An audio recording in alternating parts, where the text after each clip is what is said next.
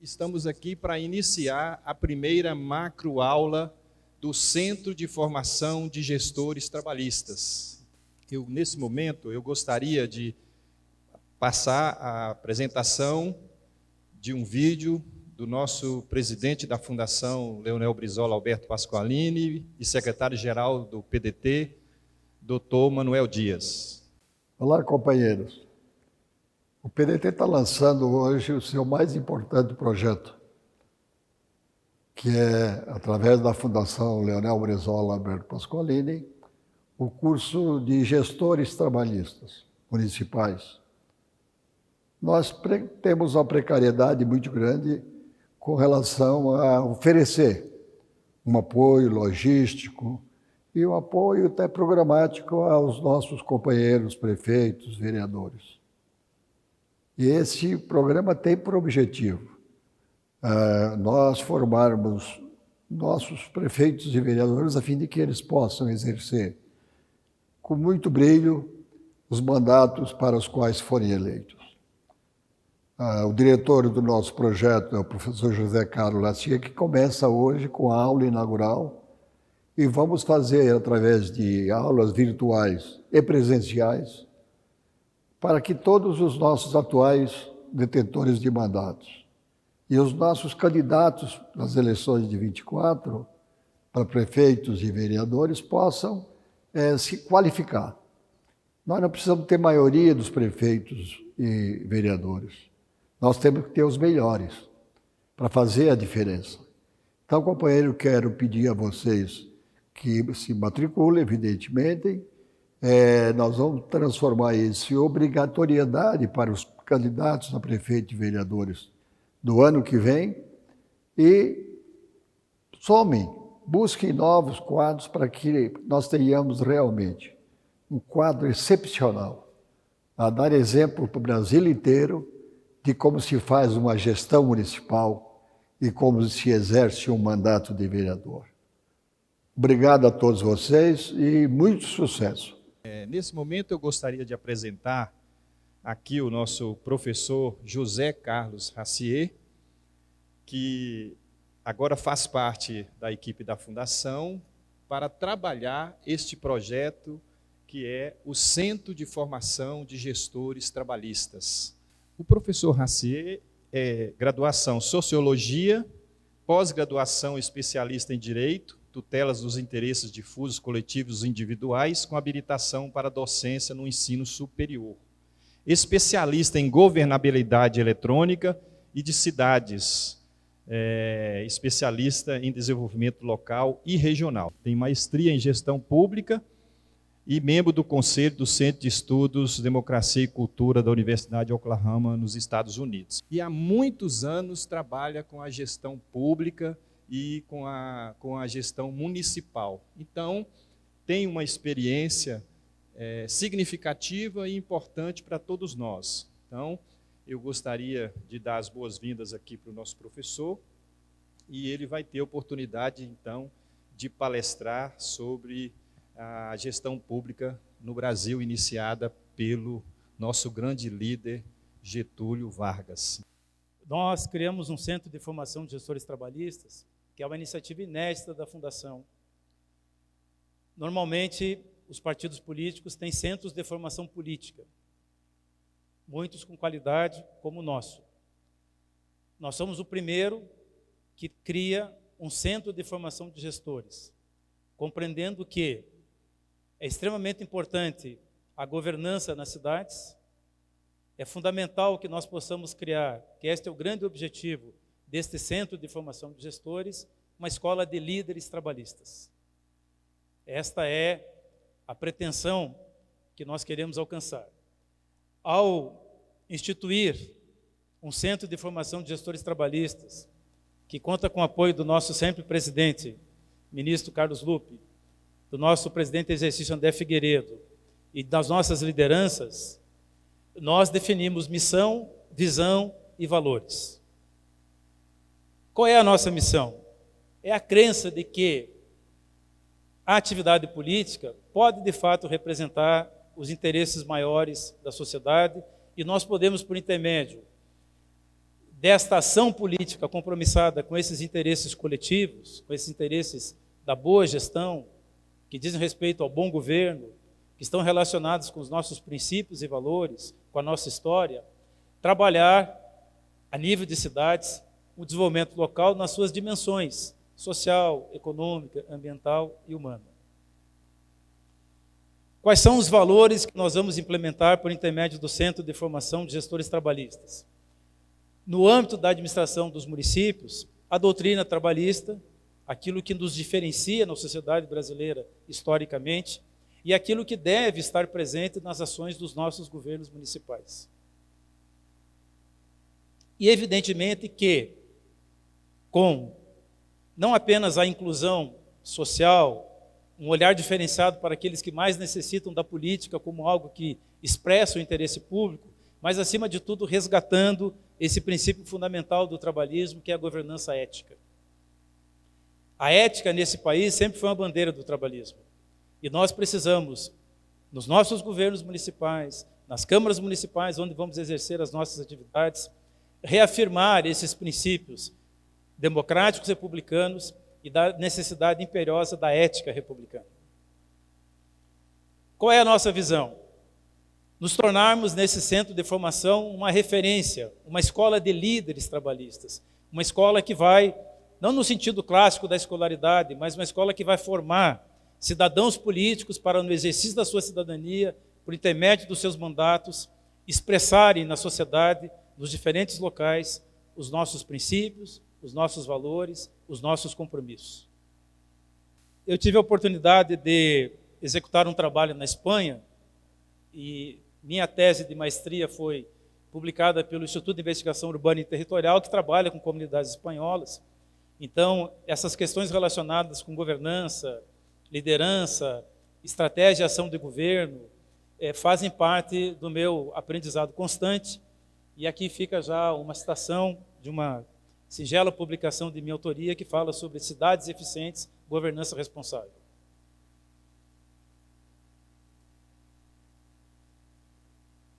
Nós estamos dividindo essa nossa primeira trilha formativa em 8 macrotemas que nós consideramos essenciais para uma visão de quais são as responsabilidades, quais são os desafios, quais são os conteúdos mínimos que nós julgamos necessários para que haja uma formação de gestores trabalhistas que estarão atuando a nível local.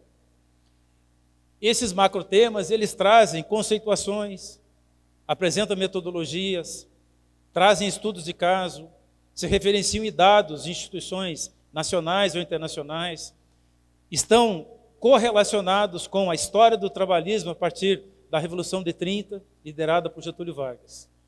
E, fundamentalmente, e esse é o objetivo da nossa primeira aula, nós vamos tratar sobre os ciclos históricos da administração pública no Brasil. Porque, a partir desses ciclos históricos, começa, em 1936, com a criação do DASP, e a primeira reforma administrativa à vida no Brasil, desde o seu achamento pelos portugueses, em 1500, uma reforma no aparelho de Estado que cria uma noção de um Estado racional e de um Estado moderno. Nós vamos elaborar nessa trilha formativa alguns recortes que são indispensáveis à compreensão não só de aspectos administrativos, mas fundamentalmente de aspectos políticos do exercício da atividade pública no Executivo e no Legislativo. Vamos ressignificar conceitos. E o que nós queremos nessa escola de líderes trabalhistas é ir definindo, com a participação de todos os segmentos, setores, instâncias, o modo trabalhista de governar. É o que está presente na fala do Dr. Manuel. Se não somos a maioria, temos que ser os melhores. E para ser os melhores, nós temos que ter a habilidade de, o que eu singelamente digo aqui,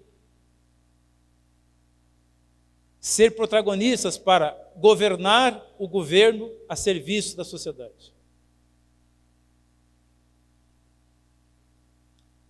E nós vamos nos basear, porque temos muitos militantes, filiados, companheiros e companheiras que não tiveram a oportunidade de estarem na academia, num centro universitário, pessoas que trabalham diariamente, que contribuem para a formação da riqueza deste país e que terão a oportunidade, por intermédio dessa metodologia que nós vamos adotar no Centro de Formação de Gestores Trabalhistas, que é uma pirâmide de aprendizagem pensada pelo Glasser, que demonstra o que nós chamamos de longa vida de aprendizagem. Nós vamos trabalhar com o conceito do autodesenvolvimento, da autoaprendizagem, do estímulo para que as pessoas aprendam e transformem depois esse aprendizado em ação política administrativa concreta. Nessa pirâmide de aprendizagem, nós temos 4 pilares fundamentais que nós vamos trabalhar ao longo dos 8 macrotemas. O primeiro, aprender a conhecer. O segundo, aprender a fazer. O terceiro, aprender a conviver. E o quarto, aprender a ser. Isso tem um pouco até de relação com os pilares da educação do século XXI, que foram pensados pela Unesco. Tem alguma similitude. Porque, na verdade, esses aspectos aqui dizem respeito a como os indivíduos podem se comportar numa sociedade baseada em tecnologia, em informação, em conhecimento. Pois bem, o que nós queremos nesse primeiro pilar do aprender a conhecer? E isso é a teoria da aprendizagem humanista de Glasser, testada em várias organizações e adotada hoje por universidades mundo afora.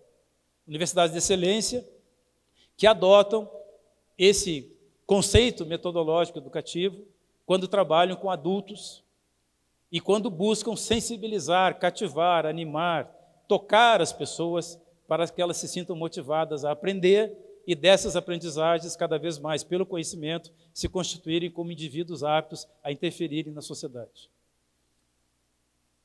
Queremos pessoas com senso crítico para confrontar ideias, gerar questionamentos, desenvolver e estimular o senso crítico, se posicionar em diferentes situações. Ou seja, essas competências e habilidades que são perfeitamente identificáveis e possíveis de serem aprimoradas. No segundo pilar, que é o mais importante, o conhecimento em qualquer área só tem validade quando ele é aplicável. É preciso transformar o saber em ação e a ação em iniciativa responsável com aquilo que pensamos, com aquilo que propomos para a sociedade brasileira. Então, vejam bem, é a prática, é o exercício cotidiano, a partir de um embasamento teórico, que vai permitir que nós possamos nos diferenciar em termos de administração pública nos municípios brasileiros. Sempre é conveniente citar o Confúcio, que diz: o que eu ouço eu esqueço, o que eu vejo eu lembro, o que eu faço eu entendo. E se eu entendo criticamente o que eu faço, eu tenho inclusive a possibilidade de corrigir eventuais erros. Isso é o ensino-aprendizagem, pautado no aprender a fazer. E vejam que é muito interessante que o Glasser cria nessa pirâmide de aprendizagem, a partir de estudos realizados em grandes organizações, em vários países, ele demonstra isso que está aqui. Como aprendemos? Como adultos aprendem? Vejam que 10% aprende lendo. E não é que a leitura seja algo menor, a leitura é indispensável e fundamental. Mas, de acordo com os pilares dessa teoria, 10% do que nós aprendemos pela leitura. 20% quando nós escutamos. E lembrem que ouvir é uma coisa, escutar é outra. Eu posso ouvir e não escutar. Quando eu escuto, eu reflito, eu tenho senso crítico, eu questiono, eu valoro, eu atribuo significado, eu crio adjetivos, eu dou importância. 30% é quando nós assistimos e vemos.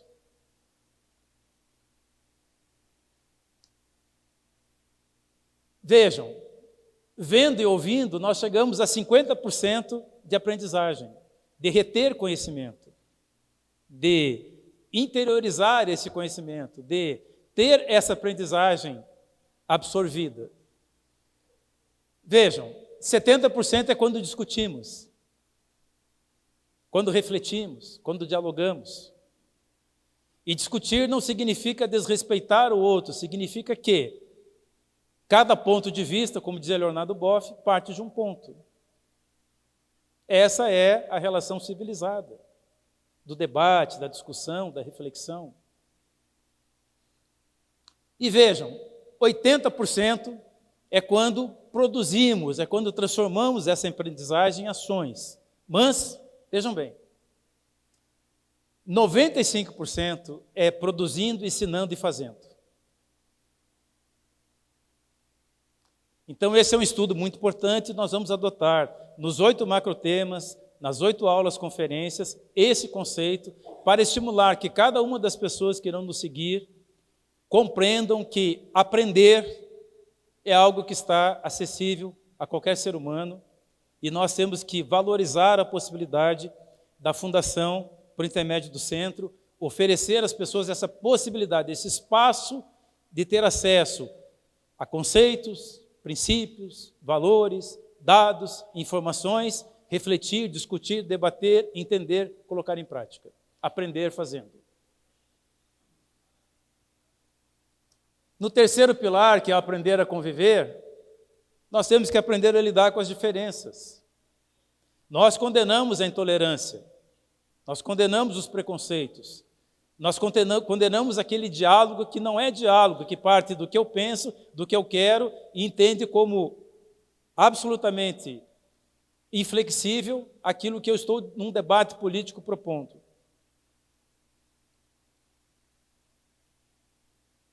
Então vejam, numa sociedade permeada pelas tribos digitais, numa sociedade baseada em muita informação e pouco conhecimento, e qual é a diferença entre informação e conhecimento?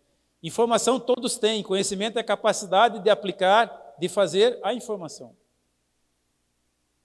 Então o que nós queremos é estimular informação e acesso ao conhecimento. E esse conhecimento se tornar algo prático, viável, execuível, palpável, aplicável.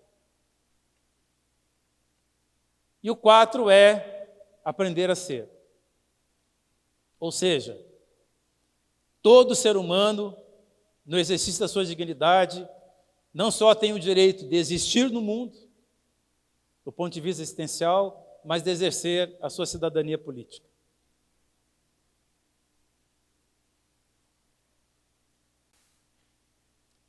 Esse conceito de longa vida de aprendizagem, a ideia de que, a partir do advento da revolução tecnológica, científica, dessa sociedade toda baseada em interatividade, o ato de aprender é constante, o ato de formação é constante, a necessidade de aprimoramento é constante, em todas as áreas em que esteja alguém praticando um ato, é preciso que haja sempre esse espaço para a aprendizagem, para a ensinança.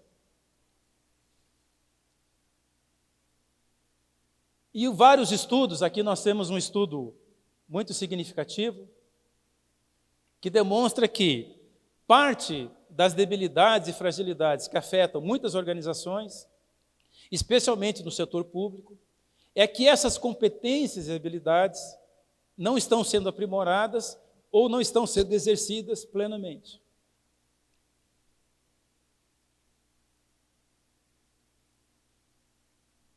E aí, mais uma vez, vamos recorrer a Confúcio, com a sua citação célebre, que a essência do conhecimento consiste em aplicá-lo uma vez conhecido. Então é necessária a humildade para saber que não se sabe, Aristóteles. Mas é necessário entender que para se chegar ao bom governo, Platão, o governo dos bons, é preciso aprender, é preciso saber. E uma vez sabendo, tornar esse aprendizado, né, possuído, portanto retido, aplicável. Então toda essa é a concepção metodológica, educativa, que nós estaremos usando no Centro de Formação de Gestores Trabalhistas, nessas 8 aulas, conferências, e nesses 8 macrotemas, que ao final serão disponibilizados sob a forma de um curso de gestão pública, com 8 módulos, e que serão entregues a todos os nossos candidatos às eleições municipais do Poder Executivo e Legislativo em 2024. Por essa razão que se tornará obrigatório que todos os candidatos participem dessa trilha formativa. E vejam que uma das grandes dificuldades que se encontra na administração pública é as pessoas entenderem, compreenderem em que locus, em que ambiente estão exercendo essas competências e habilidades. Por quê? Porque isso remete não só à natureza jurídica do exercício da função pública, mas à compreensão de que nesse locus, nesse ambiente da administração, existem regras, normas, princípios, que precisam ser respeitados, valorados e cumpridos. Todo o ordenamento jurídico brasileiro, e vamos nos referir à Constituição de 1988, e todo o ordenamento infraconstitucional, toda a legislação complementar, as legislações específicas, remetem sempre para um conceito que está implícito, que é o conceito do líder gestor. A lei não faz distinção entre a liderança política e o gestor administrativo. A lei trata aquele que está lá no exercício dessas competências e habilidades como líder gestor. E exige desse líder gestor essas habilidades. E quem é que age nesse locus da administração pública? É o agente político-administrativo, ou seja, quem é? É aquele que pratica atos em nome do Estado, o agente público.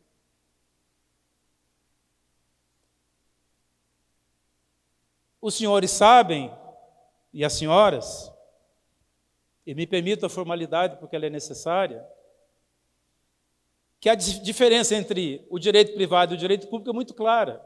Mas quando não se tem noção do locus, do ambiente e da natureza de que alguém está agindo como agente público que pratica atos em nome do Estado, se cometem, às vezes, equívocos que geram penalidades dos órgãos de controle externo, porque na vida privada tudo se pode fazer desde que a lei não proíba, enquanto que na vida pública só se pode fazer, isso é basilar no conceito administrativo, do direito administrativo, aquilo que a lei previamente autoriza. O princípio da anterioridade da lei.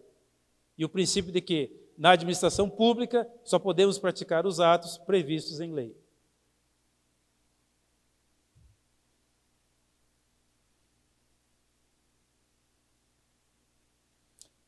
E quando nós falamos desse agente público, quer seja um prefeito, uma prefeita, um vereador, uma vereadora, alguém que está investido num cargo em comissão, numa função gratificada, o primeiro princípio que nasce na Constituição Republicana é o princípio da legalidade. Inafastável do exercício do agente público, que pratica atos em nome do Estado. Entendam o Estado, a União, os estados e os territórios municipais. Então, o que nós queremos deixar como mensagem fundamental a todos os nossos assistentes é essa máxima de Platão: para que desenvolvam competências e habilidades de gestão, não ignorem o que precisam saber.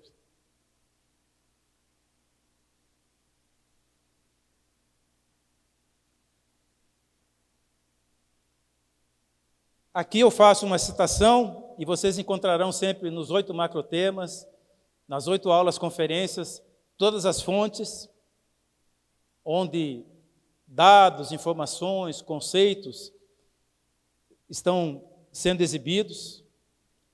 E aqui nós vamos verificar que o poder político do Estado é exercido por meio do governo. Muitos dizem que o Estado é uma abstração jurídica. Temos apenas a soma dos territórios municipais. Os territórios estaduais também é uma ficção. Na verdade, o que temos é o território municipal, que conforma um Estado, que conforma uma federação, que conforma uma união.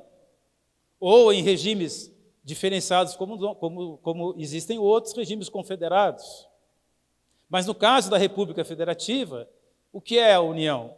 A soma indissolúvel dos estados e dos territórios municipais. Então é nesse locus territorial das cidades, que se exercita essa administração pública, que estabelece uma relação e essas normas que regem, que regram, que determinam, que impõem não só a obrigação de fazer, porque não é dado ao agente público desconhecer a lei e nem descumpri-la. E entendemos todos e sabemos que a omissão também se constitui em algo punível. Principalmente quando a omissão se refere ao interesse maior da sociedade. Quando nós apanhamos o ordenamento constitucional, nós verificamos que existem princípios fundamentais da República, que nós, por intermédio das nossas lideranças no parlamento, ajudamos a esculpir na Constituição, na Carta Magna. Princípios que fundam, que refundam, que reafirmam a República. Então, nós vamos encontrar também na legislação complementar, tem aqui o Decreto-Lei 200, por exemplo,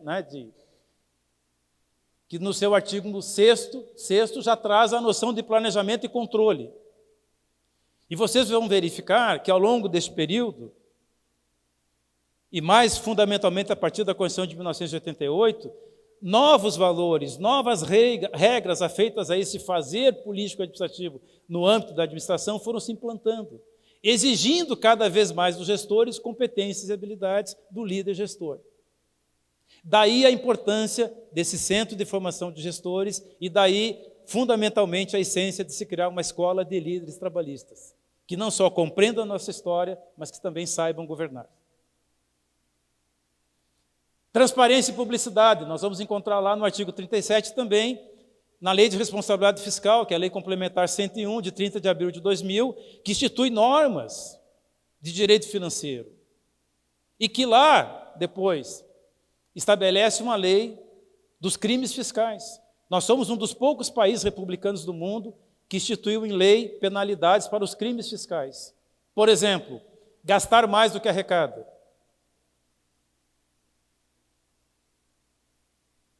Por exemplo, empenhar despesas sem dotação orçamentária prévia. Princípio da legalidade, lei orçamentária. Princípio fundamental do orçamento, anterioridade da lei. Por isso que se aprova o orçamento num ano, se executa ele no exercício seguinte. Moralidade. Ora, se a República deveria ser o governo dos bons e não dos espertos, a moralidade é algo intrínseco a esse agente público. A moralidade é algo que é um princípio fundamental da essência democrática e republicana. Não é uma questão menor. Não há mais moral ou menos moral. Existe moral pública, moral republicana, ética pública. O princípio da impessoalidade, nós vamos ver mais adiante, que esse princípio da impessoalidade se confunde com o princípio da igualdade. Se todos são iguais diante da lei, a lei tem que ser impessoal, não pode tratar diferencialmente aqueles que são iguais perante ela, a lei. O princípio da eficiência, tem uma emenda constitucional 19, nós vamos ver mais adiante, na reforma do aparelho do Estado, pós-Constituição de 88, que inclui no texto constitucional o princípio da eficiência. Aquilo que em determinados países é legislação infraconstitucional, legislação complementar, códigos de conduta específicos em determinadas áreas, no caso do Brasil, foi para a Constituição. Então, a eficiência é um princípio constitucional. E os órgãos de controle externo, o Ministério Público, na sua atuação em nome da sociedade, quando se vê diante do descumprimento do princípio da eficiência, vai punir os gestores que foram ineficientes na aplicação das verbas públicas.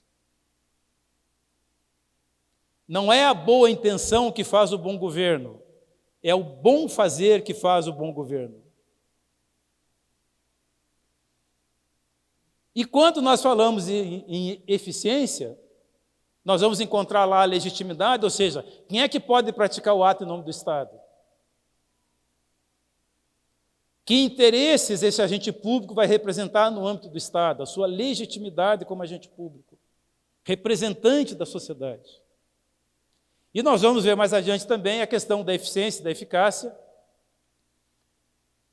E vejam bem, aqui uma pequena síntese desses princípios basilares da República, que estão, todos eles, ipsis literis, copiados nas leis orgânicas municipais. Por quê? Porque não é dado ao gestor local, ao legislativo, criar conceitos na lei orgânica que não estejam recepcionados na Constituição. O princípio da hierarquia constitucional.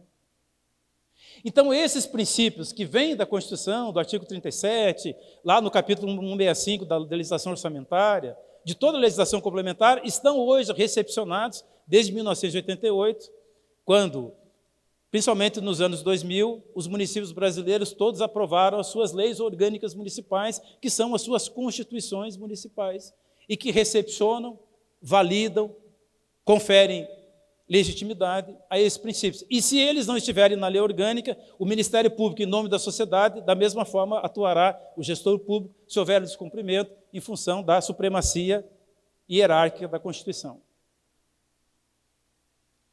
Então vejam, aqui eu quero chamar a atenção para isso. Supremacia do interesse público. Nós vamos ver mais adiante que o trabalhismo, a partir de Vargas, coloca como referencial do Estado a supremacia do interesse público.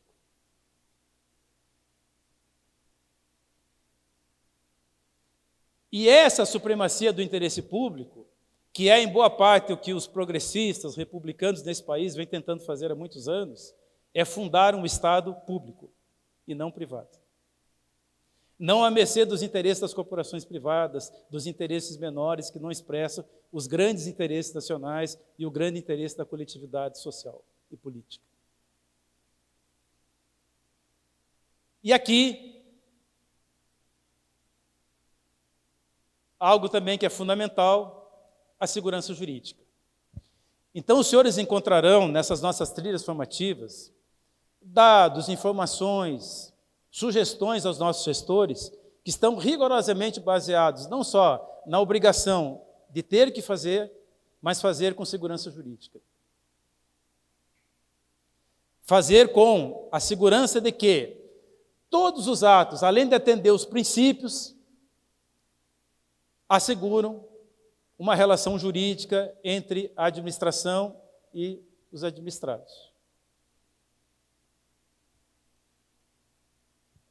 Pois bem, se está na nossa Constituição, na Emenda Constitucional 19, o princípio da eficiência, o que é de fato eficiência? Qual é o conceito que melhor define eficiência? Então, temos aqui que é a capacidade de cumprir com suas competências, entregando bons resultados à sociedade através de um planejamento estratégico. Pois bem, vocês veem que a eficiência está associada a um outro princípio do planejamento. Se eu não planejo adequadamente, eu não vou ter eficiência na aplicação do recurso. Eu não vou conseguir compreender aquilo que é fundamental, a razão finalística do Estado. Sempre que eu me referir ao Estado, entendo os senhores e as senhoras, nesse caso, o locus municipal, o território da cidade, onde a administração pública exercita a sua função política administrativa.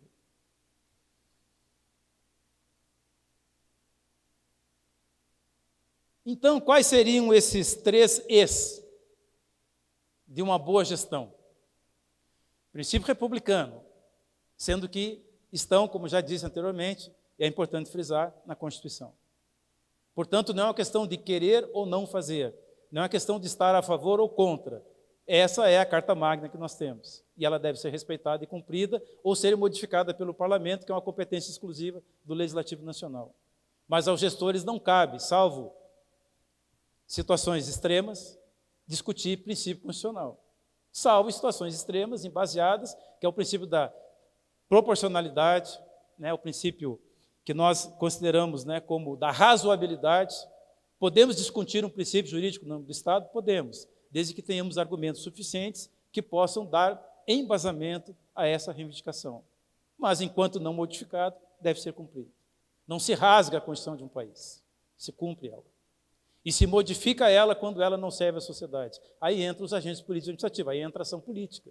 Aí entra aquilo que, por exemplo, né, o PDT tem feito com muita competência e qualidade, nós temos exemplos recentes agora em nosso país. Muito bem. Então, se a eficiência tem essa dimensão da boa aplicação do recurso, tá? E possui um foco muito voltado para um princípio fundamental, que também está na Constituição, que é da economicidade, fazer mais por menos, ou fazer aquilo que tem que ser feito pelo preço correto que vale. A eficácia, né, é quando, além de ser eficiente, eu atingi objetivos, metas. Eu cumpri aquilo que está previsto no planejamento.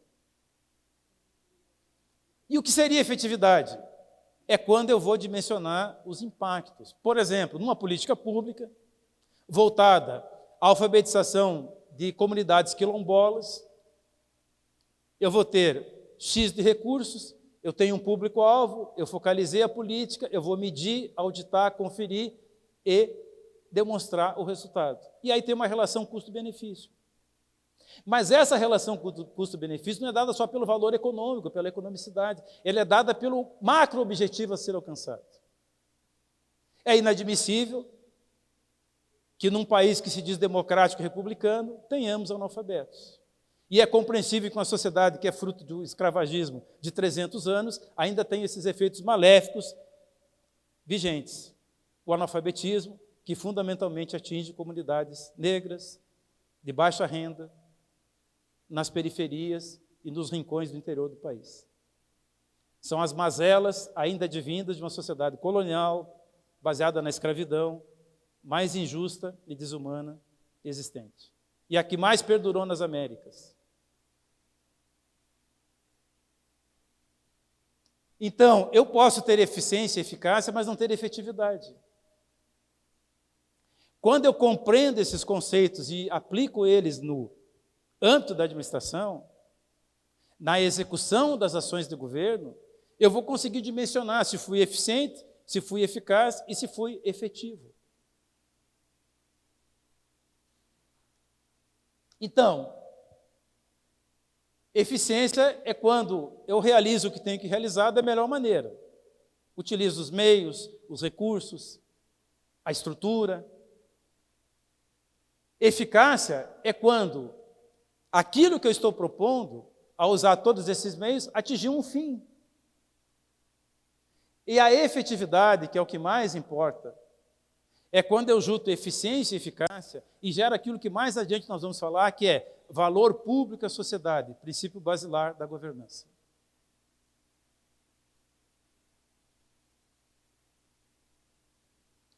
Então, eficiência tem mais a ver com custo, eficácia com resultado e efetividade com impacto.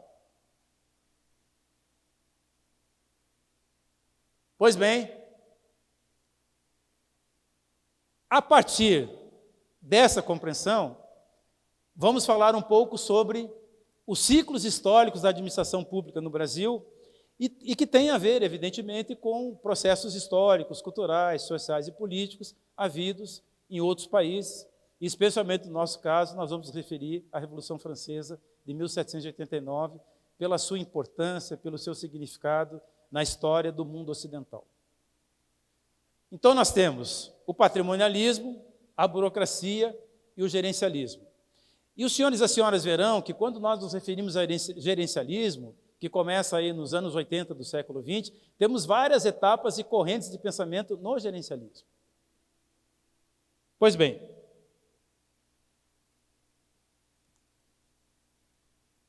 a Revolução Francesa de 1789, vocês verão mais adiante que o Abruzzo, um excelente professor da Fundação Getúlio Vargas, que faz um excepcional trabalho acadêmico, faz menção a isso, e eu sempre uso isso como referência. A Revolução Francesa funda o Estado moderno no mundo ocidental. Nós somos todos frutos desse iluminismo libertário, advindo da Revolução Francesa. E o conceito de administração pública, nós vamos buscar lá em Montesquieu, no Espírito das Leis, né? A distinção entre, não só a distinção, mas a separação dos poderes, o executivo, o legislativo, o judiciário. Essa separação tripartite dos poderes, que busca o equilíbrio, né, do controle entre os poderes e uma ação estruturada do Estado, que nasce na Revolução Francesa, separa o direito privado do direito público. E o que é fundamental? Né? E isso tem muito a ver com a nossa Constituição de 1988, e eu tenho a pretensão de demonstrar isso aos senhores e às senhoras mais adiante. A primeira coisa que os franceses jacobinos fazem é criar uma declaração dos direitos do homem, universal. Né? Os princípios, né, baseados no contrato de Rousseau, né, do contratualismo social, né, os princípios que dão sustentação a esse Estado constitucional moderno, que vai depois se desenvolver em várias correntes, teorias, e que chega até nós. E vejam, daí a importância de entender o locus e a função do agente público do Estado. Quem é esse agente público do Estado?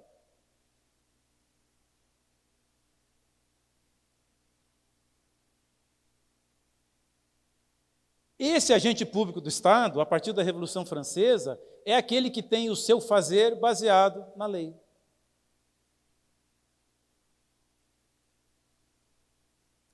E é na vigilância do cumprimento dessa legislação constitucional que se fundamenta o Estado de Direito. Porque deixou de ser o Estado do príncipe, deixou de ser o que mais adiante eu vou mostrar, res príncipes, para passar a ser res pública, um conceito que vem dos romanos, gestão da coisa pública.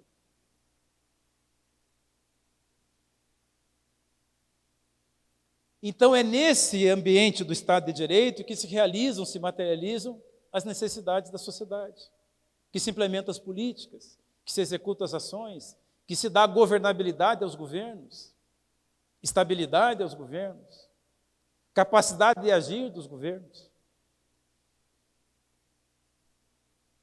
E vocês verão que isso tem muito a ver com o que nós vamos tratar no final, que é a liderança orientada para a governança pública.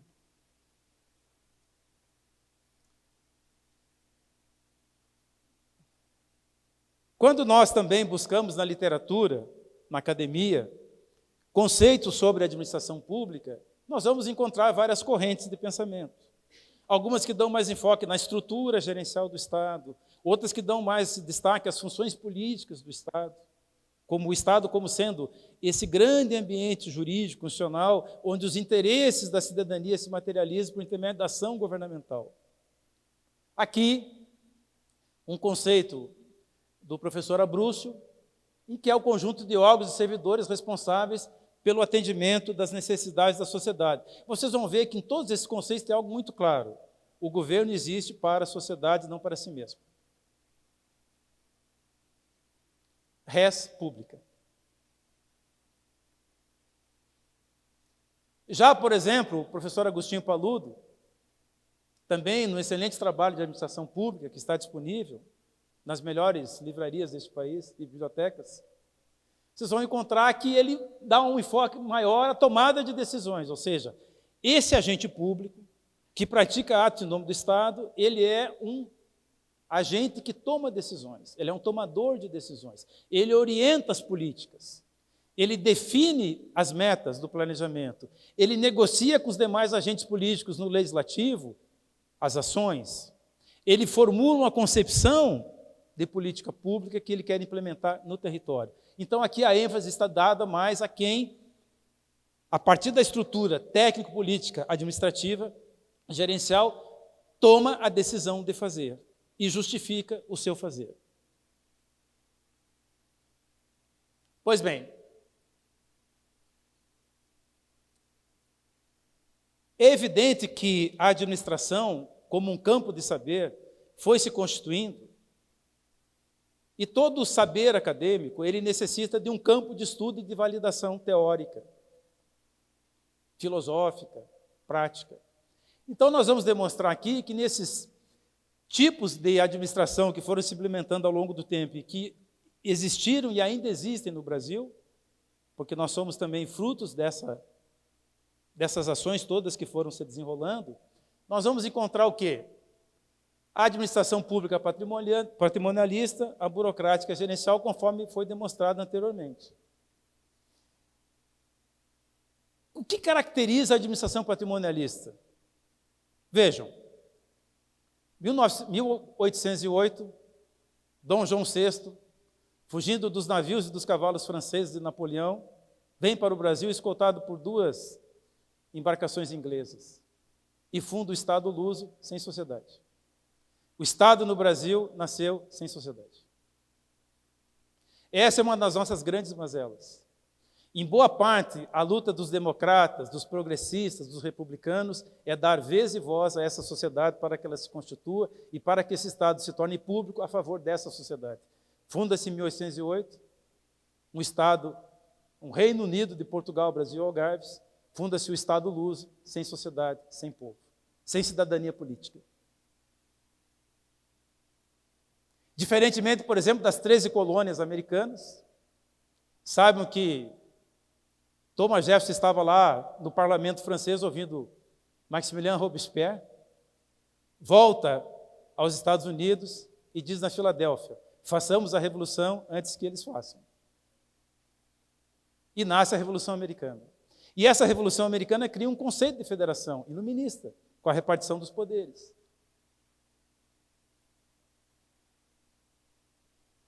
Esse Estado patrimonialista, que se confunde no Brasil com clientelismo, política café com leite, em que os estados que davam, né, a governança do país, se confunde com o quê? Clientelismo, eleitoralismo, voto a cabresto, colonialismo, tudo aquilo que nós vamos ver depois numa macroaula que vai tratar sobre a formação do Estado no Brasil. Então, essa administração patrimonialista, o que ela evidencia? O que dizia o rei da França? O Estado sou eu.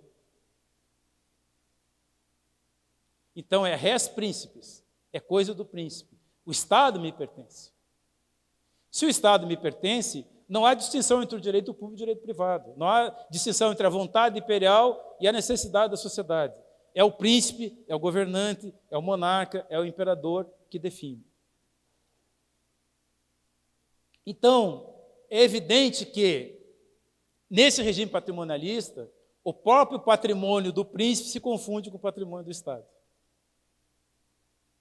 Os senhores e as senhoras podem fazer menção de que ainda temos no Brasil bolsões do patrimonialismo, de forma muito clara e perceptível à sociedade.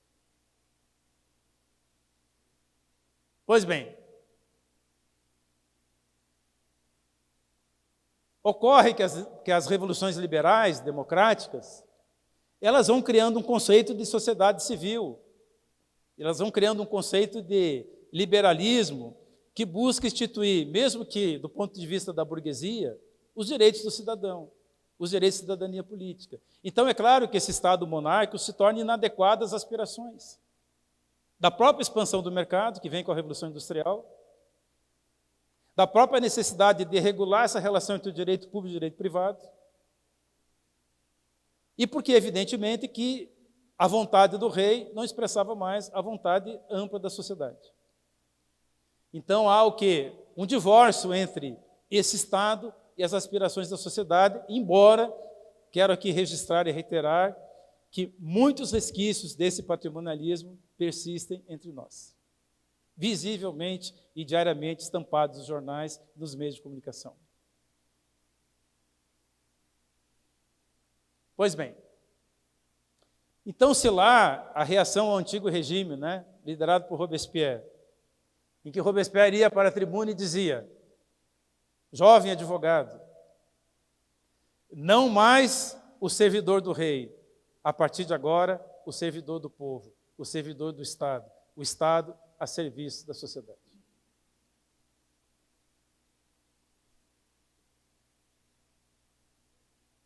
É claro que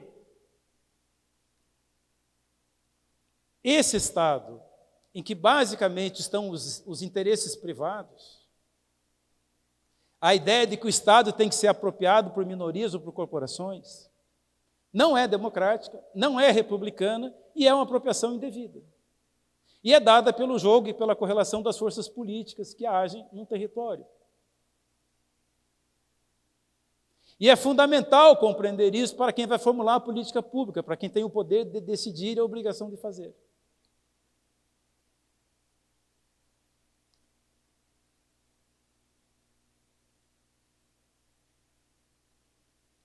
E aí nós chegamos em 1930,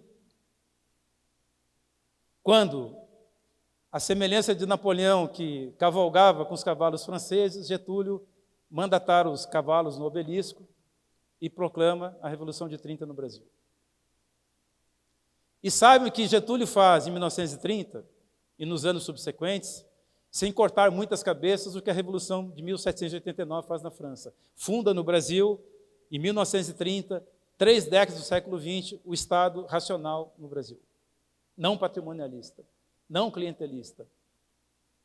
E rompe com a relação que havia existente, em que Campos Salles, presidente, na tribuna dizia: a União é a soma das vontades das províncias, especialmente Minas, Rio e São Paulo.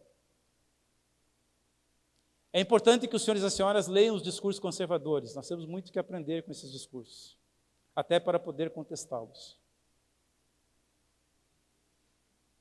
Então vem Getúlio e institui um modelo, uma visão de Estado racional que vai beber a sua fonte num sociólogo alemão, Max Weber, que em 1906 escreve um tratado sobre a administração burocrática, porque ele estava percebendo ali o avanço da Revolução Industrial, o avanço da economia de mercado e um novo modelo de administração pública que ia se materializando a partir do continente europeu e se espraiando para os demais países. E vejam bem, 430 anos depois que nós fomos achados pelos portugueses, e isso eu digo carinhosamente porque tenho muitos amigos que são lusos,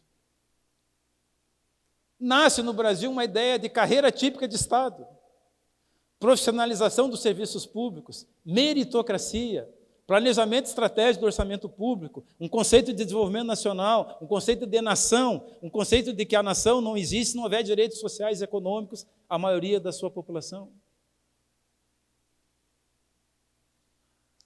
Esse modelo burocrático, que era uma resposta ao antigo regime patrimonialista, em que não era mais a vontade unipessoal do legislador ou do mandante, ele funda princípios e valores que são fundamentais à constituição desse Estado democrático de direito.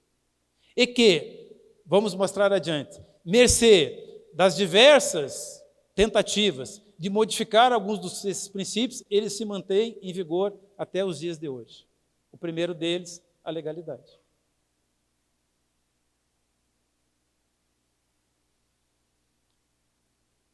Quando Getúlio Vargas cria o DASP, e qual é a ideia que havia ali? Uma ideia generosa, fraterna, de reunir a inteligência e colocar a serviço do Estado, e esse Estado ser público, não privado. Não para recepcionar o interesse privado, o interesse menor, mas para ser um Estado pensado e orientado nas suas políticas para a maioria. Então é preciso ter racionalidade, é preciso ter ciência na administração pública do Estado. Conhecimento. E quando é criado o DASP, é para criar essa inteligência a serviço do Estado. Em boa parte, o país foi perdendo essa capacidade de pensar esse Estado público, republicano, com essa racionalidade orientada para a sociedade.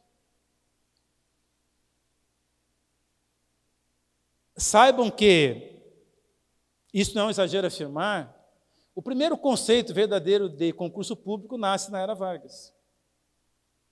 Da mesma forma, o trabalhismo, a partir de 30, quando se implanta no Brasil, traz um conceito de federação, de federalismo, de distribuição de competências constitucionais no âmbito da federação a partir dos territórios municipais. Vargas, por um decreto, cria 1.100 cidades, que eram logradouros, vilas, lugarejos, e que se transformam em municípios onde serão eleitos prefeitos e instituído câmaras municipais de vereadores e vereadoras.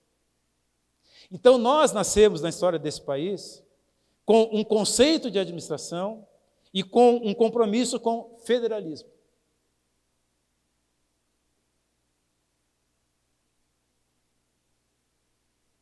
É claro que existem críticas ao modelo burocrático, porque ele é pensado, ele é concebido num determinado tempo histórico. É evidente que esse modelo iria sofrer modificações ao longo do período histórico. Mas é evidente que esse modelo trazido pela Revolução de 30 não só funda um conceito de Estado moderno no Brasil, põe os pés do Brasil como Estado no século XX, porque ainda estávamos atrelados às mazelas dos séculos, dos oitocentismos do século XVIII e XIX, e se torna imprescindível para repensar o país e as suas políticas públicas. Esse modelo burocrático, ele é tão importante que, na Constituinte de 1988, os nobres parlamentares constituintes não conseguiram eliminar vários dos princípios colocados nessa reforma administrativa, que foi a primeira, em 1936. Era Vargas. Então, vejam, concursos públicos, provimento efetivo, servidor do Estado. Lembra de Robespierre? A ideia de Robespierre? Não mais o servidor do rei, agora o servidor público, para, no âmbito do Estado racional, fazer o que tem que ser feito a favor da sociedade. É o conceito platônico do bom governo, que junta aquilo que Aristóteles dizia, o interesse do bem comum. E vejam, um sistema estruturado de remuneração, de carreiras, avaliação de desempenho, tudo isso nasce na primeira reforma administrativa implementada no governo Vargas. Então, nós precisamos conhecer essa história, nós precisamos proclamar essa história e nós precisamos defender essa história com os ajustes que se fazem necessários, mas compreendendo que nós, os trabalhistas, fundamos um conceito de Estado nesse país. Quando nós vamos para a administração pública gerencial, que é algo que vai ocorrer a partir dos anos 80 do século XX, nós vamos verificar que esses valores que foram falados anteriormente ali da eficiência têm um grande destaque nesse modelo de gestão pensado pelo gerencialismo. E nós vamos perceber que, nesse modelo gerencial, a eficiência passa a ser o foco central. E é evidente que começa a haver já uma distinção entre esse modelo de Estado gerencial para o modelo do Estado burocrático. Um colocando como primazia a legalidade, a moralidade, a ética, a república, o interesse da sociedade, outro dizendo, não, eu posso ter isso, mas eu preciso primeiro ser eficiente. Sem eficiência, eu não entrego aquilo que a sociedade precisa. Pois bem,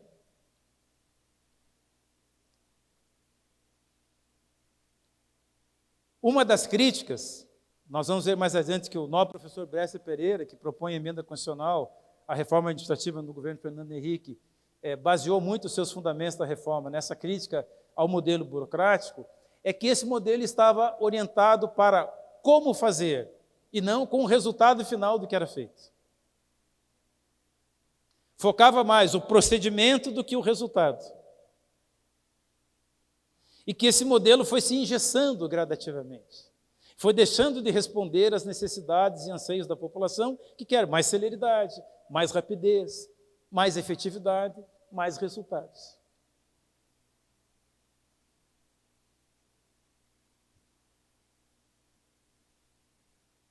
Então vejam que, quando no artigo 37 da Constituição, nessa emenda constitucional 19, é recepcionado o princípio da eficiência, parte de uma teoria, de uma visão que é do gerencialismo no âmbito do Estado, que é uma corrente de pensamento política, administrativa, com relação a como administrar um Estado republicano e democrático. Que tem uma hierarquia rígida, que, impessoalidade e isonomia, aí lembrem daquilo que eu falei, que o princípio da impessoalidade e da moralidade tem a ver com o princípio da igualdade. Se os liberais, lá no século XVIII, se o iluminismo inspira a Revolução Francesa, que cria o conceito de Estado moderno e declara que todos são iguais perante a lei, nós sabemos que, num país como o nosso, sempre existiram os que eram mais próximos da lei e aqueles a quem a lei não olhava, não vislumbrava, não beneficiava. Aqui estão as principais características associadas com a administração burocrática que nasce na era Vargas e que vai se estendendo e se mantendo algumas dessas premissas até os dias de hoje.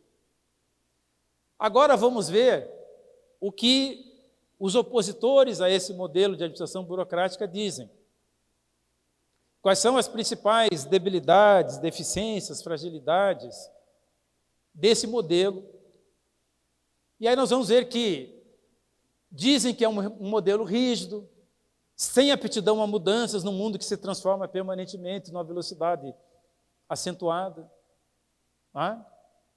Eu citei outro dia Heráclito, né? O mundo muda constantemente a partir das mudanças, né? Num linguajar mais simples é o que Heráclito diz.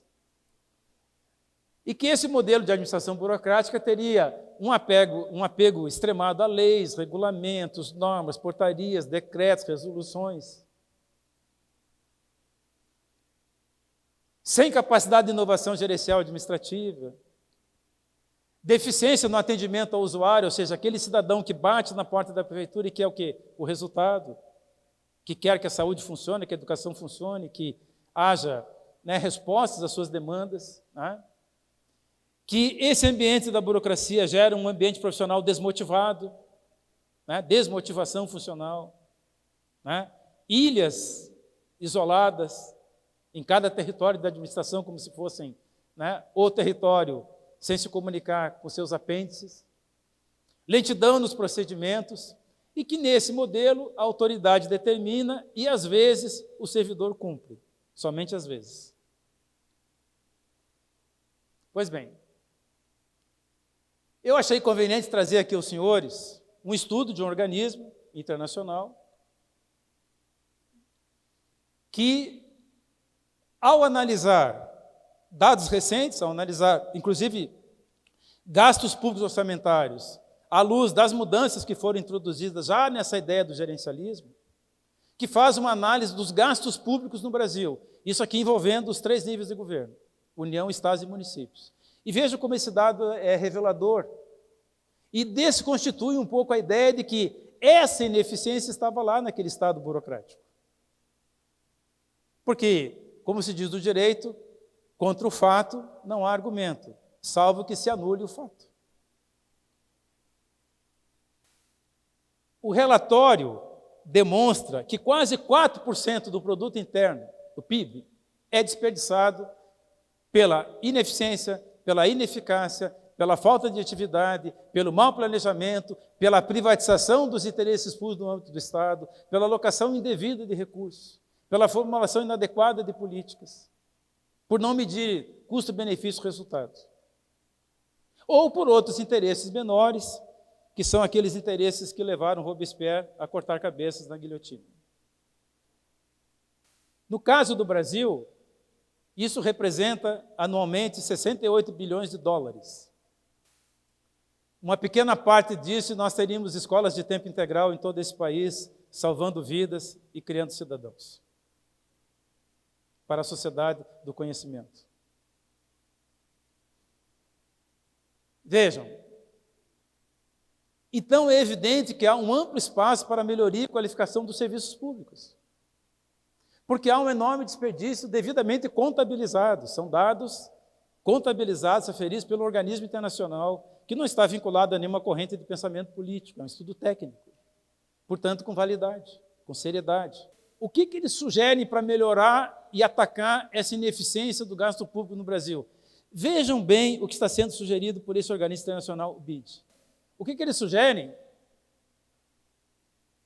Melhorar a gestão do investimento público, priorizando os projetos com maior impacto social e que garantam o crescimento futuro do país. O que eles dizem é o seguinte: não existe país sem um projeto de nação, não há nação sem um projeto de desenvolvimento, não há projeto de desenvolvimento sem sociedade. Aqui está uma obviedade, mas necessária de ser dito. Muitas vezes, nós temos que repetir a obviedade, porque ela é necessária. É claro que é preciso ter um regime de repartição da renda pública no modelo federativo que atenda efetivamente as pessoas. Eu vou tentar explicar isso de maneira assim bem clara, que eu acho que isso é essencial na nossa concepção de Estado. Se eu tenho um sistema único de saúde, e aqui temos pessoas da área de saúde que são presentes e que nos assistem virtualmente, e, por exemplo, um determinado exame custa $50, ele vai custar, em média, $50 no Piauí, em São Paulo ou no Rio Grande do Sul, porque essa é a média efetiva do seu custo. Quando eu distribuo essa renda pública e digo que São Paulo tem que ter $80 e o Piauí $10, eu estou matando pessoas. É isso que eu estou fazendo com a política pública de repartição da renda. Eu estou dizendo que existem cidadãos de primeira, segunda e terceira classe. Eu não vejo o orçamento pela necessidade das pessoas da sociedade. Eu vejo o orçamento, o ciclo orçamentário, simplesmente pela transferência intragovernamental baseada em produto interno bruto ou economia de um país ou de um Estado. Então, se eu orientar o orçamento para o cidadão, eu mudo a concepção do orçamento e da repartição da renda. E eu mudo a concepção da política. Eu não vou dizer que lá no Piauí, eu sabendo que $50 é necessário para salvar uma vida humana, eu vou transferir somente $10. Eu vou estar condenando várias e várias pessoas à morte. E quem não tem clareza disso, mente. Porque isso é orçamento. Por isso que o ministro Celso Antônio Bandeira de Mello dizia que, depois da Constituição, a lei mais importante de um país é a lei orçamentária. Porque tudo que nós fazemos está lá no orçamento. Ou tudo que deixamos de fazer não está no orçamento.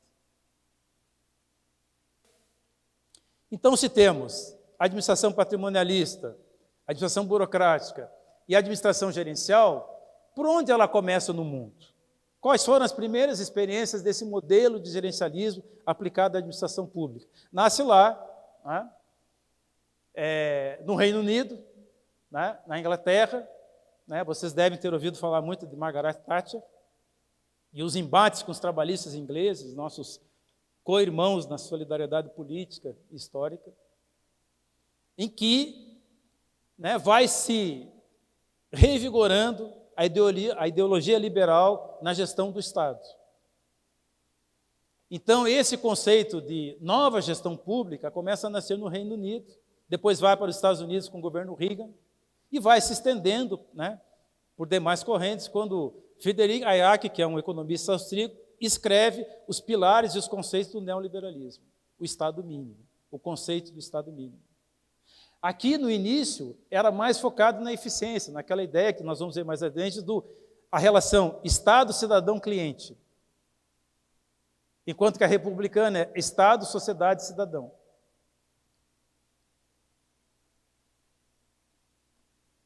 Esse modelo gerencial parte de uma premissa trazida das grandes corporações, que cada cidadão é um cliente. Então, eu tenho que oferecer serviços públicos a esse cidadão pelo menor custo. E esse cidadão cliente, esse usuário do serviço público, quer um Estado que custe menos a ele. Então, se eu perguntar a qualquer pessoa, quer pagar mais impostos? A pessoa dirá, não quero pagar imposto nenhum. Mas se eu disser à pessoa, mas o seu imposto será convertido numa política pública que irá beneficiar a sociedade, ela vai perguntar, mas qual é a eficiência, a eficácia e a efetividade dessa ação? Por isso que aquilo que os governos oferecem à sociedade é muito importante. É isso que dá credibilidade ou deslegitima um governo. Mas aqui o foco do gerencialismo nasce nessa ideia fundante, basilar do liberalismo, que é o cidadão cliente, que remete um pouco àquela ideia lá dos iluministas, burgueses, da Revolução Iluminista, que basta que eu declare o direito, que eu diga que todos são iguais perante a lei, para que materialmente todos tenham acesso à lei. O que nós sabemos que não é verdadeiro numa sociedade permeada por desigualdades. Esse modelo gerencial também tinha um dilema a enfrentar. Como reduzir custos, elevar a qualidade dos serviços, porque eu vou ter menos orçamento, mas eu tenho que melhorar a qualidade, porque esse cliente cidadão vai cobrar essa eficiência. E eu dou foco na eficiência, no gerencialismo, visando esse novo conceito de administração aplicada ao âmbito do Estado liberal. Então, os liberais propõem o quê? Vamos reduzir o tamanho do Estado. Vamos privatizar. As empresas públicas são ineficientes, que são ineficazes, que não são efetivas, que só criam despesa para o cidadão cliente. Essa é a concepção ideológica desse modelo. Vamos fazer parcerias público-privadas, contratos de gestão, vamos criar as agências de regulação. Isso foi criado na emenda constitucional aqui 19, a partir da reforma administrativa. Nós temos hoje várias agências reguladoras que deveriam, em tese, representar os interesses do Estado e da sociedade. Muitas vezes questionáveis certas decisões e não se sabe se de fato representam verdadeiramente todos os interesses que nós gostaríamos. Mas existem as agências reguladoras criadas nesse modelo. Uma autonomia gerencial e financeira e que remete àquele princípio que está lá na Constituição da economicidade, o fazer mais por menos. E que está vinculado a essa ideia do cidadão cliente. O Estado tem que custar menos para esse cidadão cliente. Mas que enfrenta esse dilema. Como é que eu arrecado menos e ofereço melhores serviços? Se eu tenho custos gerenciais, administrativos, para executar essas políticas. E um foco rígido no controle dos resultados.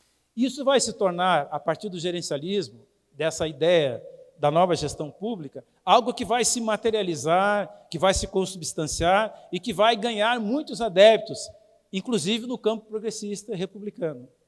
Essa questão aqui é central. Foco rígido no controle de resultados, porque aqui está a efetividade.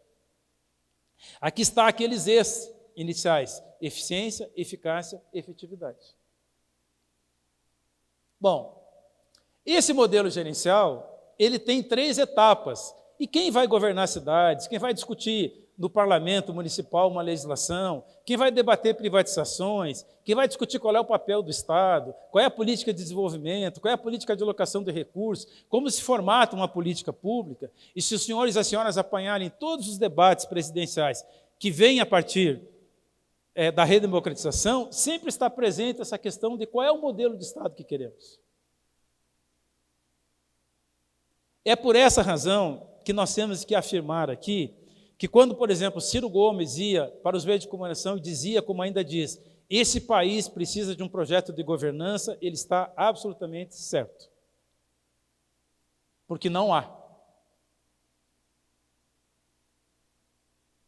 E vejam, nessas etapas do modelo gerencial, nós temos o modelo gerencial puro, que é esse que nasce lá com Thatcher, na Inglaterra, e depois com Reagan. Essa ideia do cidadão cliente, que começa lá com Bill Clinton, os democratas, para se contrapor aos conservadores republicanos, traz esse conceito do cliente cidadão, porque a economia americana é uma economia toda baseada no aspecto privado, embora a imensa maioria das empresas privadas tenha um negócio com o governo, especialmente os negócios armamentistas, em que o Estado concebe uma política, estratégia de intervenção geopolítica para beneficiar a geração de empregos baseada em armas. Então, não é um Estado neutro, isento, é um Estado que tem uma visão. E depois nós vamos para aquilo que eu acho que, e essa também é uma pretensão que tenho aqui, ao conversar com os senhores e com as senhoras, de trazer aqui algo que está mais próximo daquilo que nós queremos, que é o serviço público orientado, que está mais concernente, mais próximo da nossa visão trabalhista, historicamente construída no Brasil. Pois bem, nesse sistema gerencial puro, e aqui no caso do Brasil, a Lei de Responsabilidade Fiscal, a Lei Complementar 101, de 30 de abril de 2000 é um exemplo disso, há um controle fiscal do Estado. Se eu tenho que reduzir o tamanho do Estado, se eu tenho que reduzir o custo do Estado para o cidadão, eu tenho que ter um controle fiscal do Estado. Em boa parte, o que os senhores e as senhoras estão assistindo, o debate, você vai ter marco fiscal, você vai ter redução de gastos quando a despesa pública atingir determinado percentual, tem a ver com essa ideia do controle fiscal do Estado, da expansão ou não do gasto baseado na arrecadação, para não gerar um desequilíbrio orçamentário e financeiro que leve o Estado a arrecadar mais, a produzir cada vez mais déficit público que tem que ser financiado e o Estado contribui dessa forma para elevar a taxa composta de juros no mercado. E aí a ideia que nasce nesse gerencialismo é que a produtividade vai dar conta da redução do orçamento. eu melhoro o sistema de controle, eu melhoro o sistema de gerenciamento, eu consigo ter mais eficiência e efetividade, eu reduzo o custo e eu vou ter melhor produtividade, eu vou fazer por mais, por menos. Economicidade. E é claro que eu vou fazer o quê?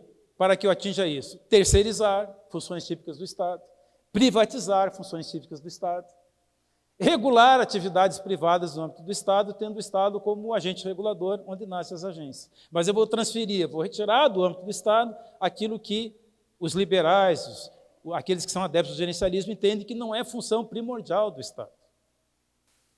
Já nesse modelo do cidadão-cliente, que é, digamos, uma segunda etapa do modelo do gerencialismo administrativo, esse foco no cliente, o que eu vou fazer? Eu quero aumentar a competitividade entre aquilo que o Estado oferece à iniciativa privada e o Estado vai comprar por menos aquilo que o setor privado oferece.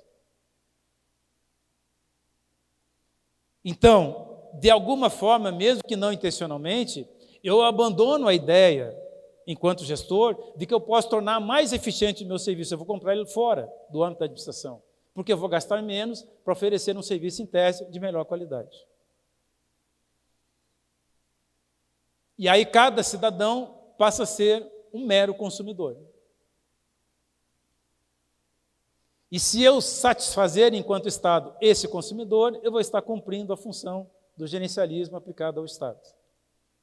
Aqui nós vamos entrar em algo que eu gostaria muito de chamar a atenção dos senhores e das senhoras, porque eu acho que é onde nós vamos mais encontrar o nosso discurso, a nossa fala, a nossa visão, a nossa capacidade estratégica de criar uma ação articulada para intervir concretamente na sociedade brasileira a partir da gestão das cidades, que é essa questão do serviço público orientado.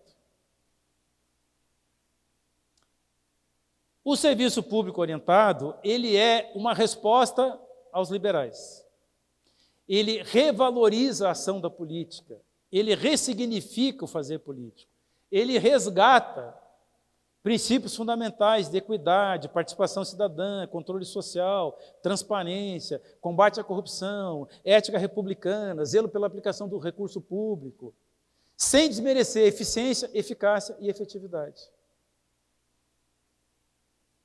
E define também, e é o que nós temos a partir também da Constituição de 1988, um espaço público onde vai agir o controle social.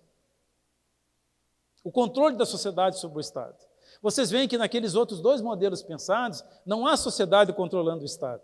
O Estado é refém do gerencialismo.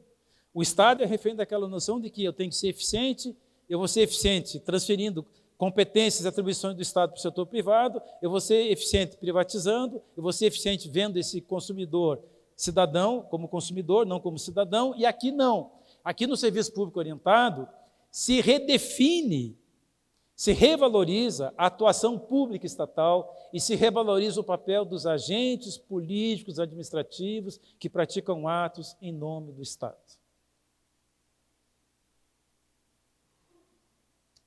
Como nós estamos falando para prefeitos, prefeitas, legisladores que estão também no exercício do seu mandato, quero fazer aqui uma observação importante de que em todas as nossas 8 aulas de conferências, nós teremos exercícios que os senhores e as senhoras, depois, ao baixarem esse conteúdo, poderão exercitar, estar naquela concepção da autoaprendizagem, do autodesenvolvimento. Diante do que foi exposto até o momento, vêm esses questionamentos. Qual modelo você considera mais adequado a uma nova cultura de gestão pública aplicada no Estado brasileiro? Qual a capacidade instalada da gestão da governança na administração pública do seu município? Aponte alternativas para melhorar o modelo de liderança e gerenciamento de sua cidade. Qual o modelo ideal de gestão pública? Acha possível um único modelo? É para a reflexão, para o debate, para aquilo que estão naqueles 4 pilares lá: aprender a ser, aprender a fazer, ter senso crítico, discutir, dialogar, avaliar, entender, compreender, aplicar.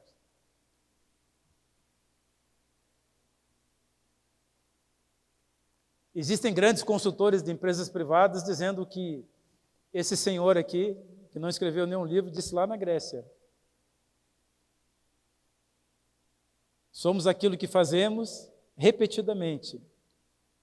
Isso é excelência. Então, nós temos que transformar esse fazer num hábito. Esse hábito nos leva, a partir dessa aprendizagem, do aprender a fazer, à excelência.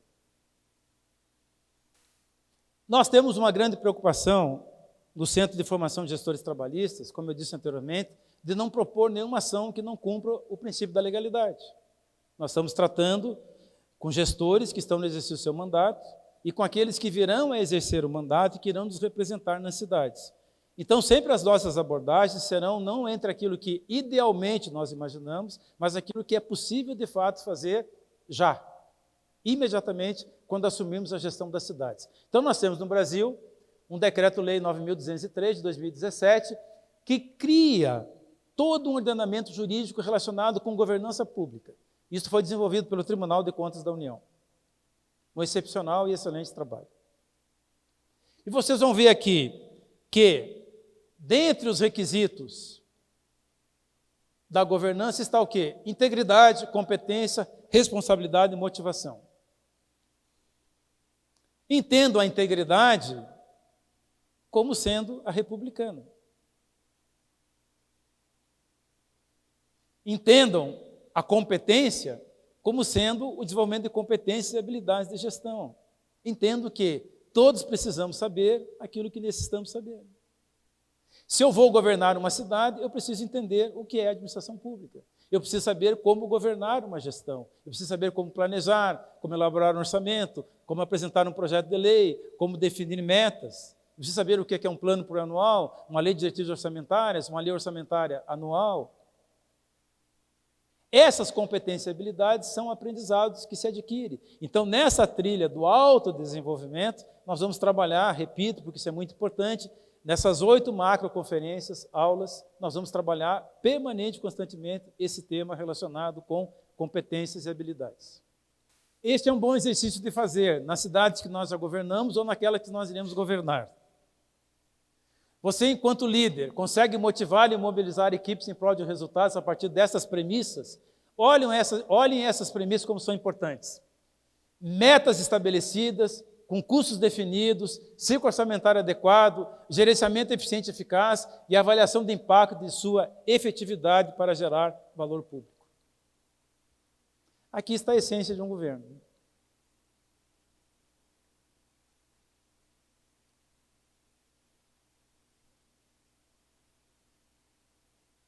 Aqui temos mais um exercício a propor aos nossos assistentes, aqueles que nos assistem, em que vão correlacionar situações para identificar governança e gestão nas suas comunidades, identificar se nesses quesitos da governança e da gestão, enquanto líderes gestores estão conseguindo fazer aquilo que são premissas fundamentais, necessárias a uma boa gestão pública. Eu sempre faço uma pergunta, vou voltar a ela aqui, porque eu acho que ela é fundamental, e eu gostaria também que os senhores e as senhoras fizessem a si mesmos essa pergunta. A legalidade seria um impedimento à eficiência do Estado?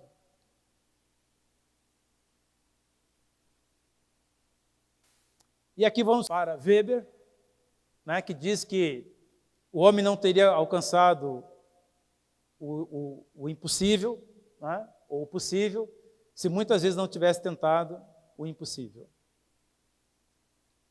A política tem que desafiar a realidade. A política tem que ser um instrumento de transformação. A política tem que ser um instrumento para criar, por intermédio de lideranças, futuro.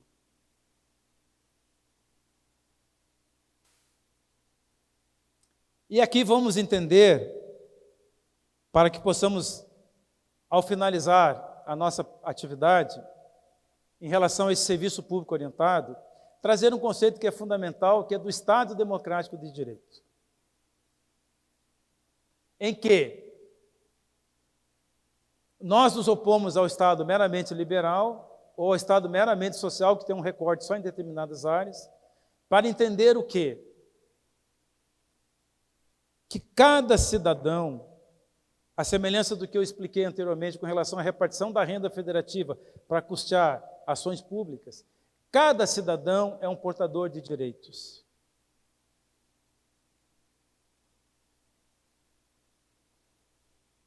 E é preciso assegurar a materialidade desse direito. É aí que nascem os chamados direitos transindividuais, difusos e coletivos. É por essa razão que nós temos que ter recortes nas políticas públicas e tratar diferentemente, desigualmente, os desiguais. Porque não basta o conceito da igualdade jurídica entre os cidadãos. É preciso, como dizia Norberto Bobbio, um grande jurista italiano, um dos maiores filósofos do direito republicano moderno, materializar o direito à cidadania. Aqui eu quero citar algo que eu acho que é fundamental e que é um trabalho também que vem sendo realizado dentro desses pilares. Vocês verifiquem que nós temos governabilidade, inovação e sustentabilidade como pilares fundantes do nosso Centro de Gestores Trabalhistas. E aqui eu quero citar Habermas, um filósofo, porque ele traz algo que é fundamental para quem concebe política pública. O que Habermas diz?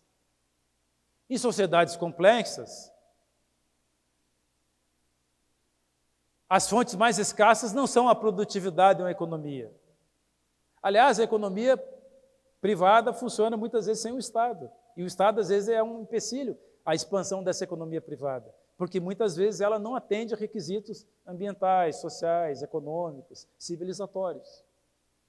Então, o que ele diz? É importante nós registrarmos esse conceito de Habermas, porque é o reconhecimento de que, sem sustentabilidade, no mundo impactado por mudanças significativas ambientais, com reflexos que estarão cada vez mais presentes no cotidiano de todas as sociedades, em todas as regiões, é preciso isso aqui, compreender que em sociedades complexas, as fontes mais escassas não são a produtividade ou a economia organizada pelos ditames do mercado, nem a capacidade de regulação da administração pública, porque ela já está amplamente regulada. Agora, isso aqui é essencial, que nós temos que disseminar, divulgar, difundir, conscientizar. É isso que está aqui, ó. Importa preservar a solidariedade social.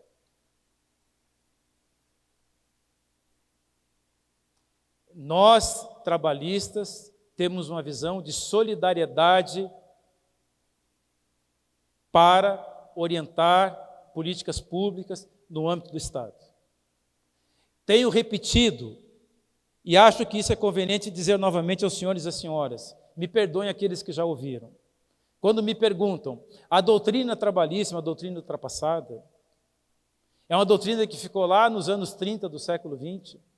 Eu digo, não. Se nós estivéssemos hoje no Império, nós estaríamos lutando contra a escravidão. Essa é a nossa natureza política. Portanto, nós somos contemporâneos, mas precisamos aliar a capacidade de governar às nossas ideias contemporâneas e inovadoras na sociedade brasileira. Precisamos entregar melhor governo à sociedade, sem abrir mão dos nossos princípios históricos e fundantes.